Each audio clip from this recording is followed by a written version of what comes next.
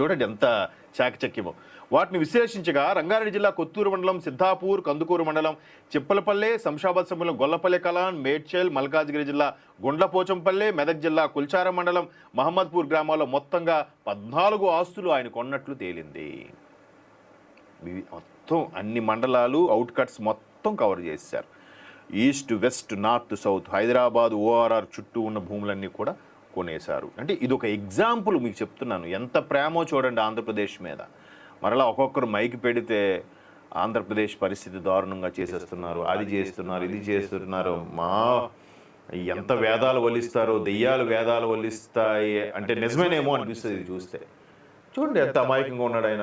Accused 8 పరిస్థితి ఉంటే 7, 6, accused 5, accused 4, accused 1. చాలా అంటే మొన్న ఎంపీ మిథున్ రెడ్డి గారు కూడా అరెస్ట్ అయ్యారు. ఇవన్నీ కూడా వరుసగా బేభత్సాలు, దారుణాలు. నిజంగా రాష్ట్ర ప్రభుత్వం దృష్టి పెడితే ఎవరు ఇంత విచ్చలవిడిగా బయట తిరగరు.